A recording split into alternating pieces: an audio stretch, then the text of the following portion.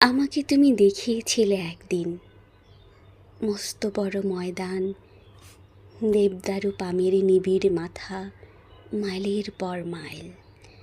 দুপুরবেলায় জনবিরল গভীর বাতাস, দূর শূন্যে চিলের পাটকিলে ডানার ভিতর অস্পষ্ট হয়ে হারিয়ে যায়।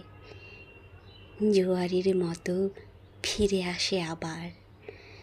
জানালায় জানালায় অনেকক্ষণ ধরে কথা বলে।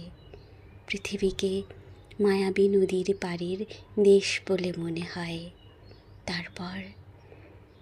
তারপর দূরে, অনেক দূরে, খররৌদ্রে পা ঝরিয়ে বসে রূপসীর মতো ধান ভানে,